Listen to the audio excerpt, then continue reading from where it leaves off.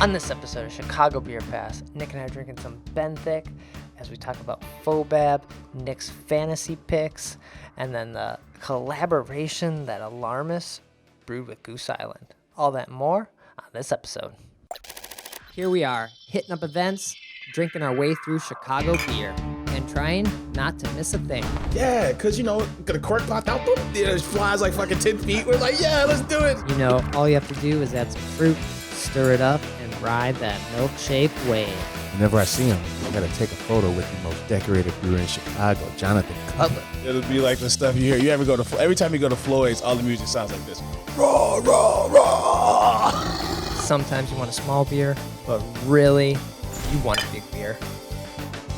You gotta take in all those big aromatic hops. Hey, what are you doing this weekend? Waiting in line for a bottle release? It should have never been a fad. The black IPA is delicious.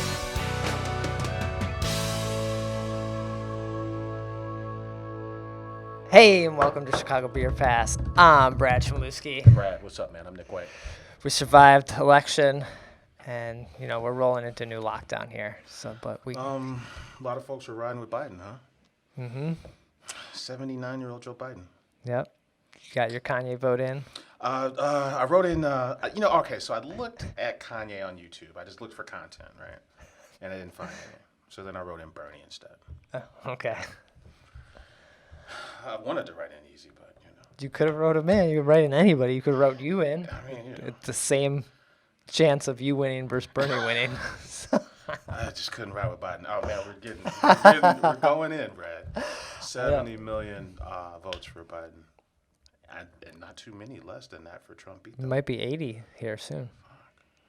It's all said and done. But this is a beer show, not Indeed it is. politics. We just survived to drink another week, another day. But we got something special here because you got the enchilada. The whole enchilada. Not half the enchilada, the whole enchilada. We're going deep into the Benthos, Brad. Half Acre Benthic. Mm-hmm. So right now we have poured out the 2019 Benthic, right? In the 2019 glasses as well. I kind of like the 2019 over the 2020 glasses, but Yeah, and then if I remember correctly, the 2019 logo is the original logo. okay. Right? And then they just decided to just go font. Yeah. Didn't try as hard.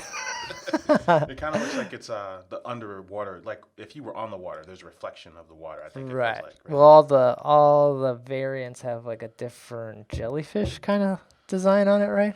Yeah, completely revamped. There's a nice little pamphlet that came with it. I want to say, OG Benthic is coffee and coconut, Okay. right?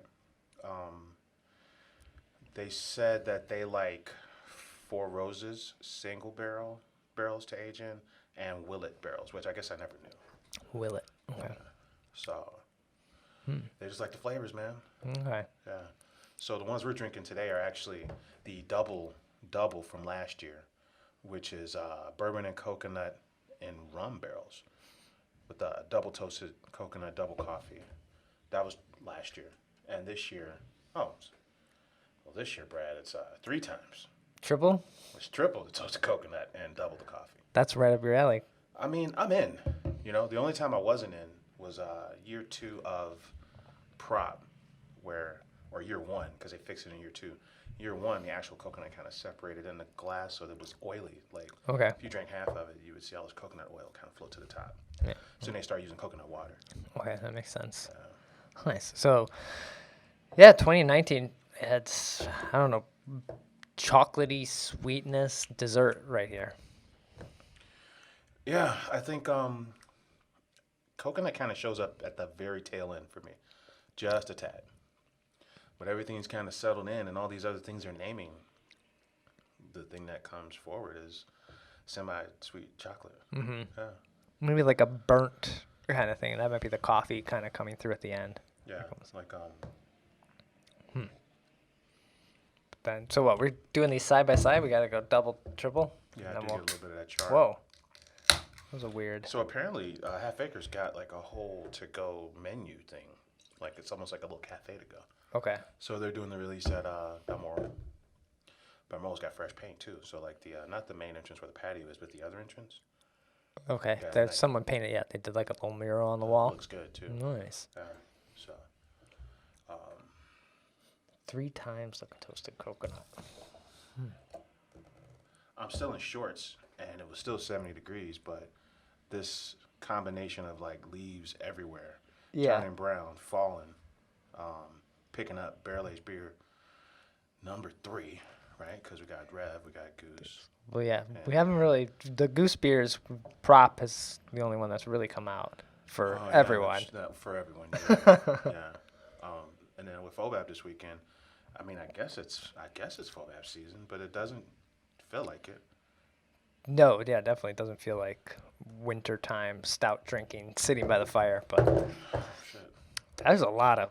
Hella coconut in this. Yeah, Double. it says a 3 ounce of hand toasted coconut per pint. Per pint?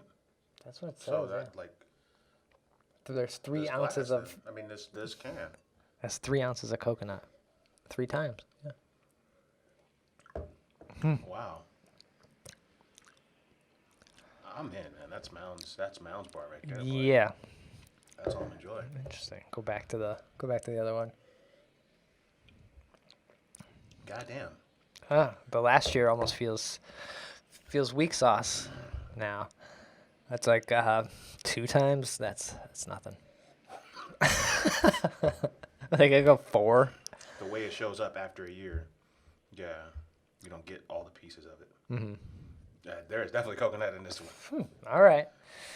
Yeah, these are gonna be sippers. We should have grabbed our High Lifes to have the backbone here. Yeah, man. You still got those? I think there's still some in there. I might have to, after this, go to that. All right. So, anything else about Benthic? How'd the process go, picking them all up? In and out. Half Acre, they're on top of their game. I'd say maybe 5 minutes max. They come in little 2-packs, which is cool. Which is the same thing it did last year, and like you noted, the branding's totally different this year. Mm-hmm. Yeah, and I love the story. So there's like this trifold, and they really get into, what these beers mean to them. Yeah. And then actually, I want to say this 2020, this cherry brandy Benthic is new this year. Okay. I want to say, and so is Old Ben. Have you, since picking it up, have you tried them all? No. Just dove into OG from last year versus OG from this year. Okay. Yeah. Notice much difference? It's not like this at all. Where OG from last year is very similar to OG from this year. There's just a little more fun bourbon character, and I would say a little more coffee. Okay. But the OG from last year really holds its own. I was surprised by that because it was like I really had to search for differences. I was like, man, these are damn near the same, which is impressive for last Yeah. year's. Do we know if even any of these are going to be a FOBAB offering from Half Acre? We don't know the lineup of. And that's the problem with this goddamn fantasy FOBAB. It's like Yeah, all right, yeah, we're diving into FOBAB. Got it. no one fucking knows. Like, it's a crapshoot. Right, so FOBAB is happening this weekend, or FOBAB reimagined. this virtual FOBAB, which FOBAB at home. I didn't pick up. I didn't get a 6-pack. You didn't, right? Same. So No. I don't know how that's working out. How's it going? Well, they didn't have very many of them. Their website says they're sold out. Okay, that's good that they sold out. If you did go get it, you have to go to Hailstorm and pick them up. Right. Apparently, that's where they're doing the judging. Okay. That doesn't mean that should be where you have to go get it, though. Should deliver it to you. But so it would be happening, or it is happening They didn't this ask weekend, us, so. and it would have. It's kind of nuts to think this would have been FOBAB weekend. Yeah. I don't know what year FOBAB this year is. We're approaching 20 though. We're approaching 20 FOBABs. Yeah. You have to start over after this year. Yeah. Back to 0. Shout out to ABV Chicago. They did their annual fantasy FOBAB draft this last week. One of them is teachers, so they really is a proper Excel sheet, right? It's nice and sortable by power rankings, arbitrary power rankings from them, metal history, and then you can sort by year, style, metal, brewery. That's crazy. It's very cool. When people send me Excel sheets, I get like, I don't live in that world, and I'm like, this is too much. Nope. I tried to put one together recently for just a data sort, and I'm just like, bruh, Excel, I don't know what it is. Excel is not straightforward. But that was cool. So one thing I noticed on the master list is that there's not a lot of out-of-town breweries compared to years in the past, right? Oh. Okay. And the reason that was important is because if you look at, the winners, when you're picking your team, you take the last 3 years as a sample size. Shit, out of the 39 or so awards, 2/3 of those awards are from out-of-town breweries, right? Mm-hmm. So There had to have been a lot of breweries who either, like you said, didn't enter or entered less beer because it's a promotion thing for a lot of people, although you can win an award. If someone's not going to try your beer and you don't get a picture shared or someone like talks about it, there's not a lot of reason to have your beer there. yeah, and I think at one point you were donating the beer, but now I think you donate the beer and you pay to get in, I think. Yeah, there's an entry fee. So What else about FOBAB? So what was that? Do you remember any of the power ranking, or what were your picks then? Yeah, I think Rev is number 1 overall. I think. Oh, I got the list right here. Rev was number 1 overall. I think the top 5 were.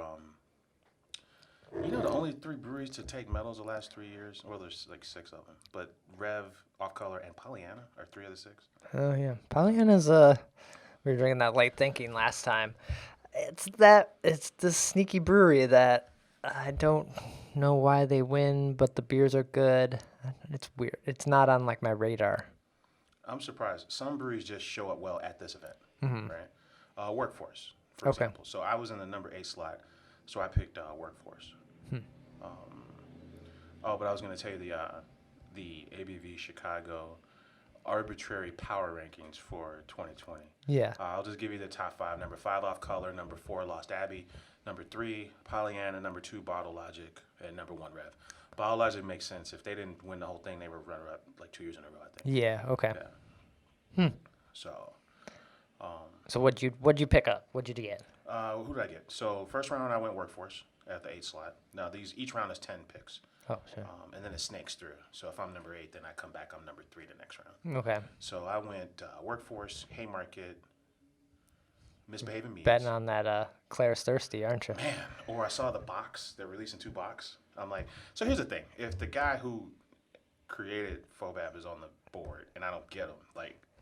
And he's, I feel... not to say there's any kind of fix, but I don't think... people love Pete and they love his beer, so... And, and they show up in this party, so, I feel like it's a bad luck omen if I don't get fucking Haymarket in there on the board. Misbehaving Meads was my mead pick. After that, I went Open Outcry, Rheingeist, which is my out-of-town brewery, and I closed out with On Tour.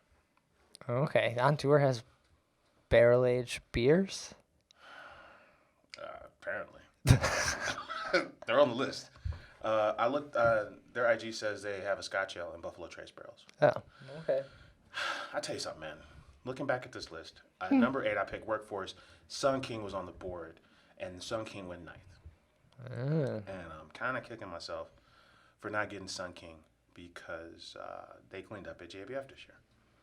Now, those aren't transferable, so I was whining to Josh Riley about this at like 8 in the morning. And he was like, well, shit, he picked the year that Beguile took a gold at JBF. He picked Beguile last year based on that, and they didn't win it. Right, okay. It's not the same judges, right? And then I think you have to be like a certified beer judge for JBF. With FOBAB, you could probably be a brewer, not be a judge, right? I think it might be different. Not saying better or worse, but just a different group of judges is what I'm saying. Yeah, and they're going to be local judges too, so not... they have a different palate, or they have a different, they probably know some of these beers more so than being a judge at GABF where it's beers around the country. You're going to know what Goose Island, Bourbon County tastes like, or Claire's Thirsty.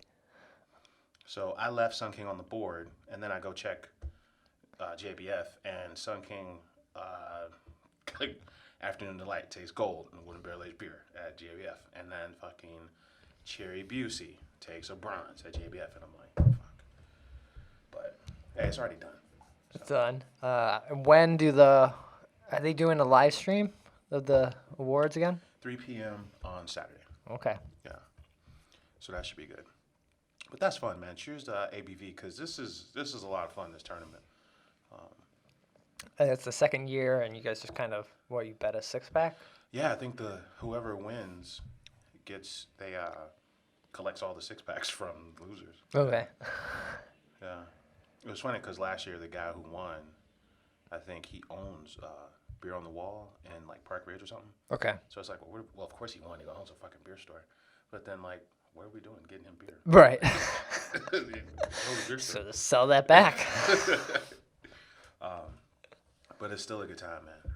And then, I didn't know about the trends, the trends of like the only time the list was majority of local Illinois brewers was 2016.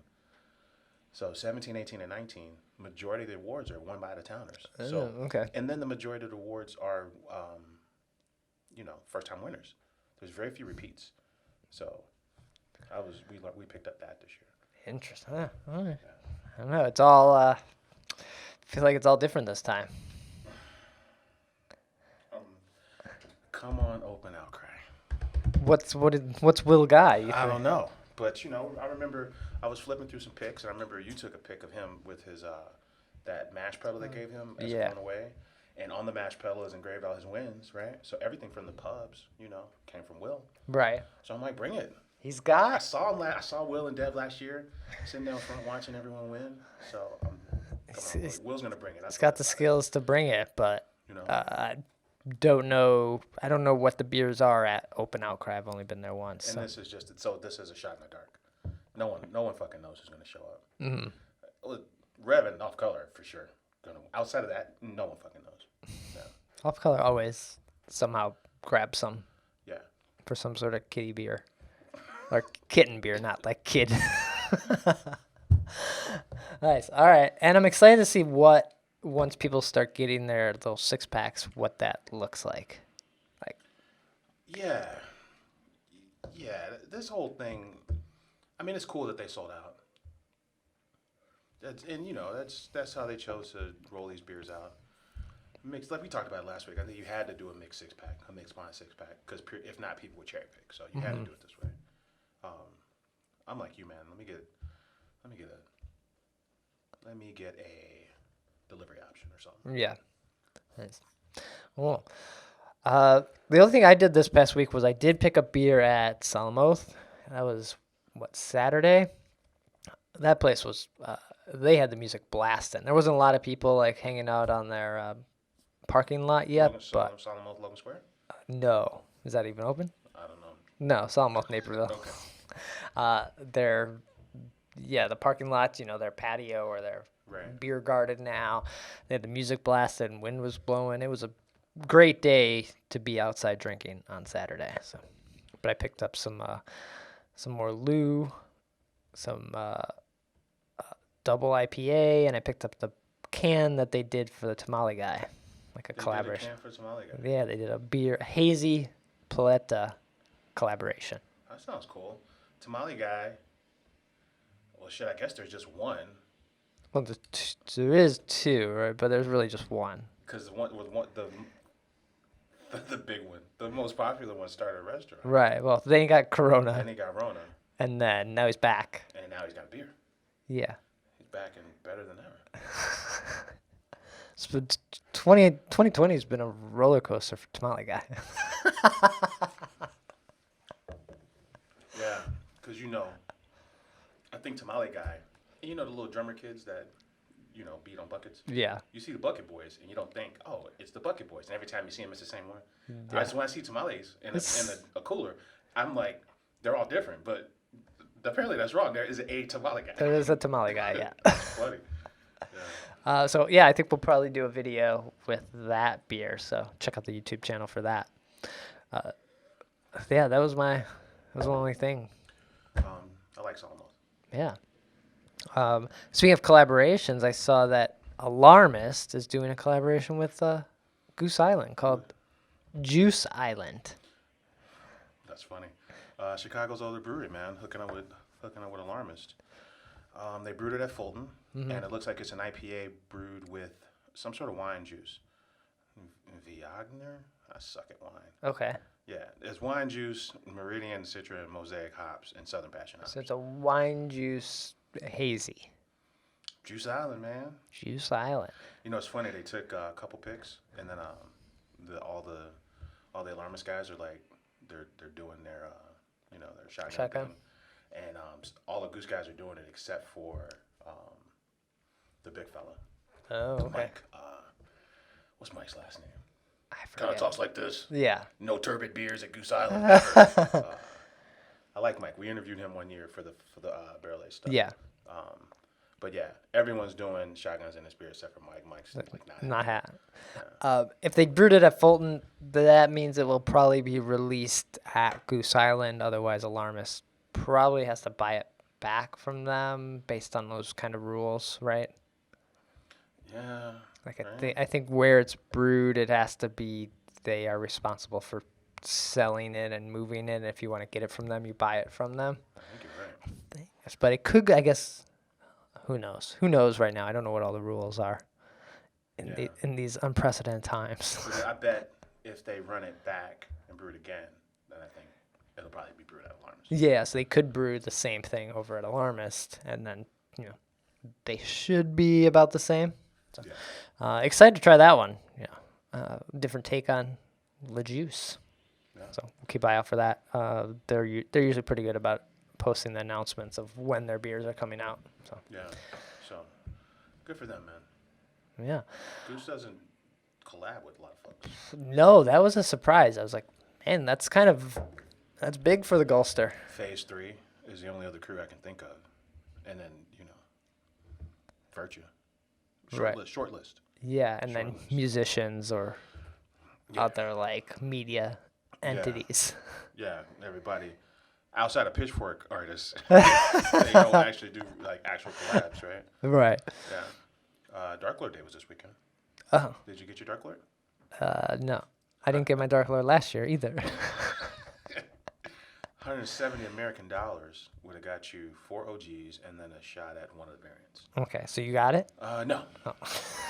I was hoping you did, because when the bottles, when the bottles come out, then you're like, well, damn. I kind of want to know what it tastes like. I kind of would be down for trading, right? Yeah. And then your buddy Jose from the office, you can't. Who's gonna, spread your cheeks and force you to give up something cool. Yeah, but you don't see him. I don't see him. I wonder if he would trade me this year. I don't want to know what OG tastes like. I think there's still 3 bottles of OG. But I just wanted to get the official bottle count of variants, right? Because they listed on the bottles. Okay. So there were 14,600 total variants, right? Wait, just total bottle, not different variants. Sorry. 14,000 bottles of variants. Okay, all right. This one has 2 drops of coconut. This one has 3 drops. There were 11 variants total. Okay. Which is probably still too many, right? Start of the show was Low Star for me last year. That was the coconut one and Darrow Barrels.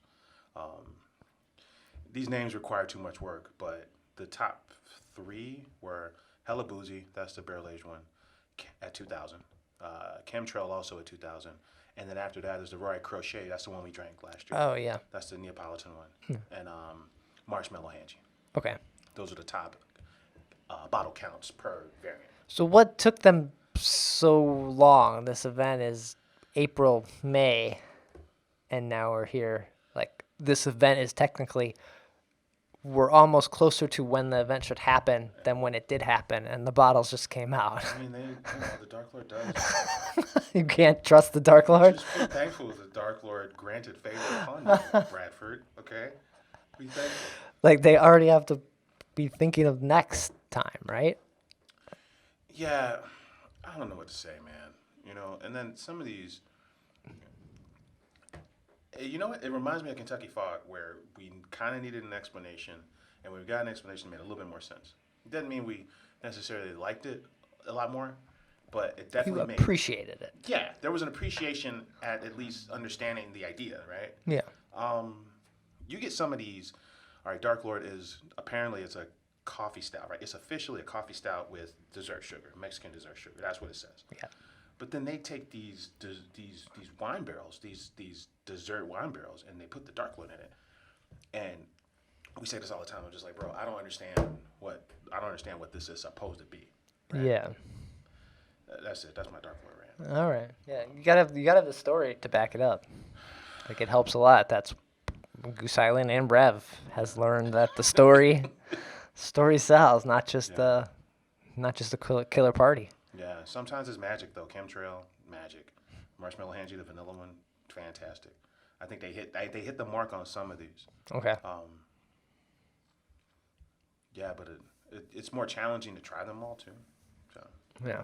Right. And then prop day was this past weekend. Yeah. I saw a few photos. Looked like it ran smoothly. Yeah. Apparently, the prop day only stout is a barrel aged stout with coconut, and it's just got a big question mark on it, like the Riddler suit. So we didn't try. We didn't get that one.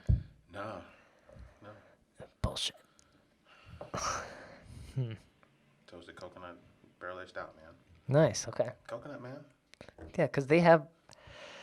We've said this before. Goose has a lot of different variants, things that they try. It's often on tap for employees or in the tap room, and so they got to put those out there. Yeah, man. Shout out to Revolution, man. They did a Zoom call for the latest 3 in the Deepwood series. Yeah. So what was it? Maple, Death Star, and Cafe Death. Yeah. God. They're literally sitting like in the other room. Couple takeaways, man. They said Maple Death actually has less sugar than Cafe and Death Star. Oh, great. Jim Seaback used to work at Floyd's. He said when he was there, they liked Woodford Reserve barrels. I've never heard that before. Seaback's all-time favorite variant is Boss Right Way. And Marty, the Secretary of Lumber, his favorite is VSOJ because it really taught them about this calculation of sugar per barrel. Okay. Time in a barrel. Yeah. They said there was a ton of cool shit they talked about. One thing that stuck with me was that at the Goose thing. Remember the Goose thing? They were saying how 2 years is about as long as they want to go in a packaged product. Yeah. Rev said they want to go 3-4 years. Oh, wow. Okay. Yeah. And then later on, he said, rye wines and barley wines actually develop better over time because they don't have the dark malts, and the dark malts have these antioxidants, so they don't have the ability to develop longer than barley wines and rye wines. Okay. It's not something I ever thought about. But we don't know. We really don't know how these are gonna all hold up in these cans they do have like a coating on there, so you're not supposed to get that aluminum thing. What happens? 5 years of something kind of eating away at that coating. Right. And there was a reiteration. I think somebody wanted to sit on their 10-year beer, and they're like, listen, man, these beers were meant to be enjoyed. And it's something we talk about all the time. Yeah. Except for the Goose thing, because they says on the bottle for their forever, it says develops up to 5 years. Yeah. But, I mean, Crowley or even the Rev guys, they'll tell you, I mean, these beers are ready to rock. When they package them is when they were meant to be. Yeah, consumed. drink them. If you forget about them and you have them in a year or later, that's cool. But have some now. Don't just buy to save. Yeah. One more note about that Rev call. They actually, remember when we had Maple Death on draft? You were there that night, right? Maple Death. And this was the Death Star party from last year. I don't know. Maple Death was on tap, and it was hella sweet. Right? Okay. Now, the Maple Death now, clearly, it's not as sweet because, the gravity, right? Oh, but they were saying how, they learned from this because they learned from Blue Jean in a barrel. Okay. Blue Jean was the first time they introduced just a straight-up sweet liquid adjunct. They added blueberry juice, right? So if you put blueberry juice unfermented in a barrel, it just turns into sugar. Okay. There's no juice quality. So you have to, with this Maple Death thing, they had to go into it with a super dry, almost unattractive, undrinkable version of Death Star, right? Because that's what you need to add this maple so that the end product isn't too sweet. And then instead of putting it in all in the beginning, where it just kind of turns into sugar, you kind of 5 gallons every few months, and then you don't give it the full year aging. You give it 6 months of aging. Science. I mean, it was cool. Yeah. I'm like, I didn't. And when Marty talks about this shit, you're just sitting there with your your head in your fucking hands, and you're just like, man, this is great. Like, I shouldn't have drank this whole can before we started talking. I'm Yeah, not so following. I love this talk. But it was cool to hear just about the process and the philosophy. That was cool. Yeah. Whew. All right, yeah. Benthic is kicking in here, feeling good. That's fucking double. What is it? Extra double? Triple double. Triple double? Triple double. Yeah. That's worth the price of admission right there. That shit was fantastic. I think we had one more. You mentioned that Bourbon County Stout. You got your winning. You won, so a chance to buy. Man. So you didn't buy Dark Pour a Lord. little bit more of this Benthic. So Jewel, there's other stores coming out now, right? I think Beer on the Wall is doing a raffle, and so is Beer Temple, right? But in the beginning, it was Benny's and Jewel. Yeah. And I think Benny's is the one that responded. So there's two versions. There's the classic? One's called the classic, and the other one's called like the Chicago original, whatever the fuck they're called. One of them has birthday and anniversary, and one of them does not. Okay. It's just the other ones. And then the one with So the best ones are not in this like there's like group the one you want and the one you're gonna get. So the one I got was the classic. It's $140 for the classic. So that's everything but 2 bottles OG and everything but birthday and anniversary. That's The other one is a whole enchilada It's not too. Oh, okay. So you get everything in the other for one. $170. Okay. I almost wanted to write Minnie's back. You said, I just want the two. And I almost just whatever the middle bird emoji is, give them the bird. It's ridiculous. $140. It's like $26 a bottle, right? It's only 6 bottles. That is kind of ridiculous. Like the markup, so they're really just marking up OG this year to kind of. You walk away with 2. Let's see. 3. OG, it's good. Divided by 6. Yeah, it's $23 a bottle. It's not, Well, maybe that's I'm not bad. overreacting. Maybe I'm just mad because the Right. What was Benthic for 2-pack was shit, it might have been. 30, Yeah. 30, right? Yeah. Yeah. Maybe I'm just pouting that I didn't get the two great hits. Yeah, I just want those. Yeah. So All right. So, but you got some coming, and you could always look for more too, as some of these other stores end up with them or other spots, that's a fact. because places aren't gonna know maybe the ranking of them as much as someone like Benny's would. Yeah, somebody did pick Goose Island in the draft. I forget who. They didn't win anything last year, right? They put in if they put in that fucking Weller. I don't know. Like I said, people know what Bourbon County Stout tastes like. I feel like Steve Hamburg mentioned this to us at some point. He's like, you almost don't pick Goose Island. It might be the best one, but that's Goose Island, Bourbon County. So you can't even think of it as its own thing. What if it's good though? It loses because it's so good. Zola picked a crew called Well Spent. I think that was his out of town pick. You ever heard of this crew? That's the only reason I brought it up. No. Where are they Looked them from? up. They're in St. Louis. Oh, okay. I'm like, I've never a day in my life heard of this crew. No. I was the only one off the board like that I didn't know. So just thought I'd bring it up. Okay. All right.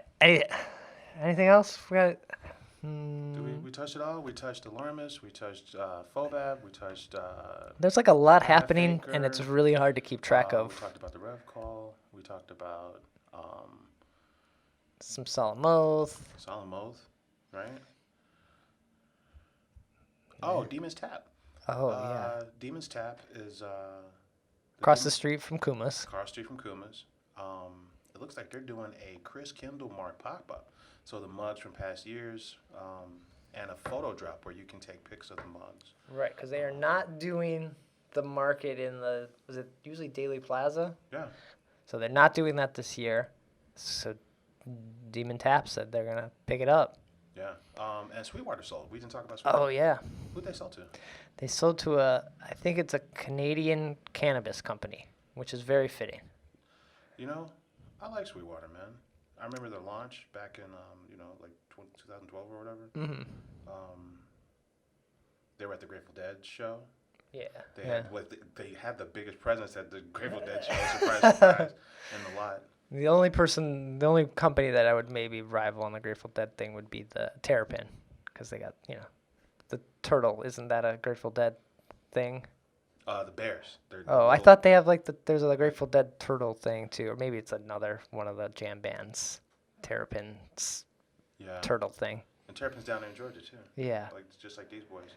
Apparently they did 100,000 barrels last year, and they're sold for 300 mil. The cannabis companies in Ontario, Canada. Yeah.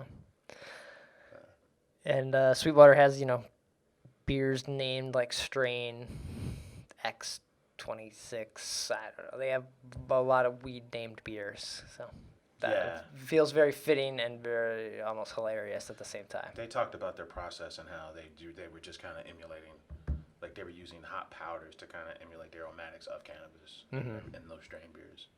Yeah, they make good stuff. Good for them. They were like, we're done. Take it. We're fucking done. Nice. All right.